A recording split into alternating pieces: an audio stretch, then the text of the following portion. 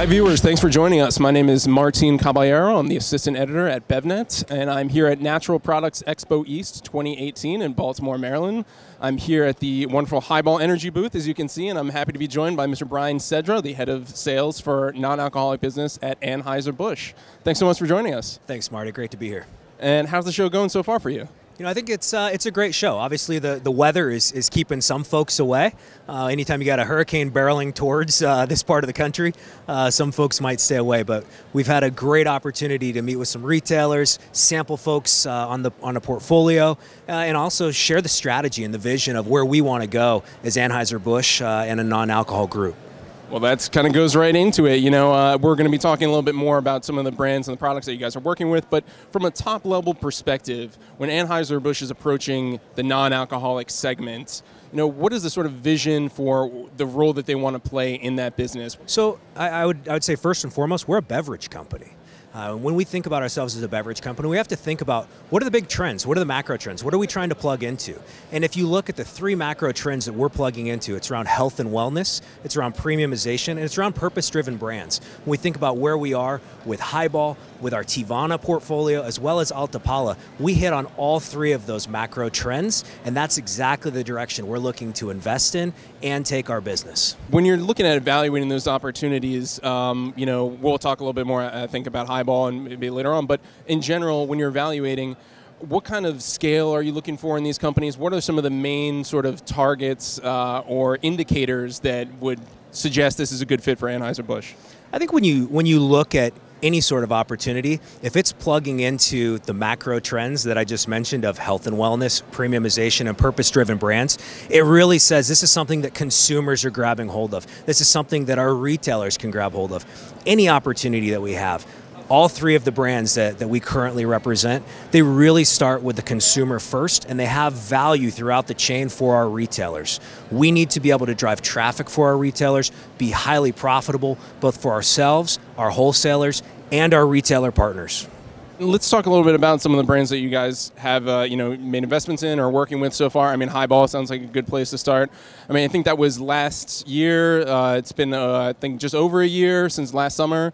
You know, how's that sort of rolling out so far? We're seeing a lot of interest in natural energy. Yeah, so I think Highball's a great place to start. You know, it's a company that's all about good energy. And when you look at where the founders started this company to now where they are as part of the Anheuser-Busch family, it's a great space for us to be in. From an organic energy standpoint, we're truly setting a trend and opening up a new category with sparkling energy water, and the organic energy drink is also right on trend with where the consumer is going today. As you look to products that are more health and wellness oriented, is Anheuser-Busch having to change or pivot at all its identity from being typically associated with beer and alcoholic brands to sort of something that's more health and wellness focused, as you mentioned? So I think if you look back at the history of our organization, we're a company of dreamers, we're a company of innovators, and we're a company of owners. So that goes all the way back to when this company very first started with the Busch family. And no, we don't have to pivot at all. We just continue to innovate. And through that innovation, we bring more value to retailers. Our wholesaler network is a competitive advantage for us. It's something where they're experts in retail, and we're able to really bring these brands to life for the consumer. Can you tell me a little bit about how the innovation pipeline works in non-alcoholic for AB? I mean, how do you sort of go from I know you guys are working with brands, but how do they sort of go from concept to execution and taking advantage of some of the existing synergies that already exist with the platform? Yeah, so I think that's one of the things that Anheuser-Busch is really good at. We are really good at innovating and establishing what those processes are to make sure that the way we innovate is on trend and something that can have a true impact on the marketplace. When you look at that actual process, we've got products that are coming up through the pipeline. One of our newest is the cold brew line that we are reintroducing. It's an all-new product from where the Highball coffee used to be.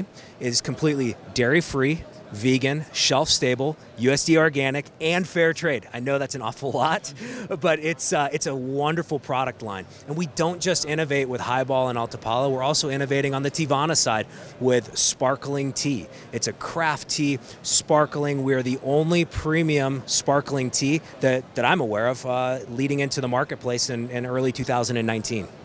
How is AB leveraging its existing relationships and opportunities to look into other sort of non-alcoholic use occasions that, for younger audiences that maybe want to engage in some social drinking but not necessarily have a alcoholic product? So I think the how part of that question is key, and the how is actually through our wholesaler network. They're experts in retail, whether it's on-premise or off-premise. But when you actually think about the products themselves, it really comes down to day parts and occasions. And those non-alcohol brands allow us to bridge multiple day parts and occasions where somebody may not want to have an adult beverage, so they're able to have a softer drink, whether it's Highball, Alta Palla, or Teavana. And I know we're sort of, speculating, but, energy, coffee, we covered tea, obviously, covered a lot of grounds here. What are some other maybe categories where there could be some potential interest? Look, I think we're always open to how do we expand and how do we expand in the most meaningful way. Today, we are really truly focused on Highball, Alta Palla, and Teavana with the craft tea space.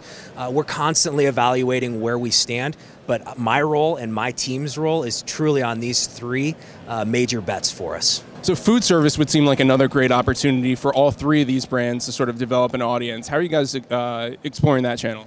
Food service in the non-traditional channel is a great opportunity for us. We actually have a dedicated team focused solely on that.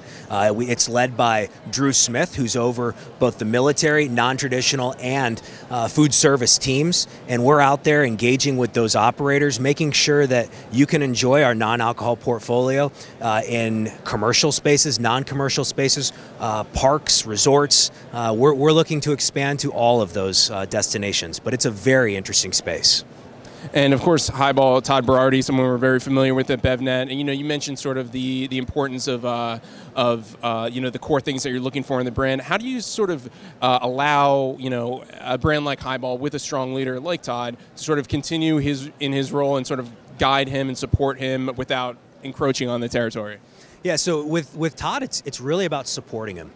Todd is such a passionate leader, and he was truly the influence behind this brand. Obviously, he had a great idea that started 14 years ago, selling it out of the trunk of his car, and look where they are today. They are part of the Anheuser-Busch family.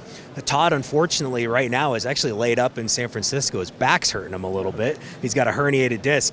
But the way we're truly using Todd and the way Todd's engaging in the business is he's engaging with retailers, he's engaging with wholesalers, and he's continuing to help us on our innovation pipeline. So with the coffee lineup, Todd was actually the developer behind that.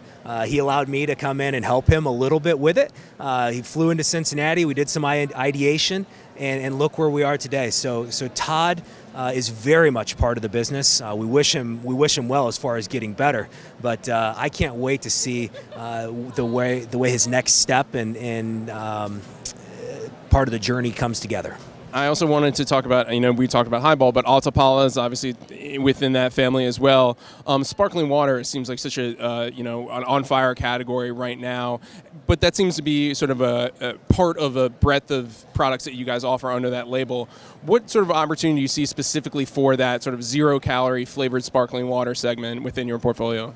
Yeah, I think it's a huge opportunity. I mean, when you look at the size of sparkling water and where sparkling water is going and overall U.S. retail, I mean, it's a $3 billion space today. So when you look at Alta Palla fits in very well with the Highball lineup as well as Teavana. What we have to make sure that we continue to do is differentiate all three of the product lines to ensure that the consumer understands the occasions, the day parts, as well as the retailers and their ability to bring it to market. Brian, thank you so much for your time. Really appreciate it. It's great seeing you at the show, and enjoy the rest of your time here in Baltimore. Thank you.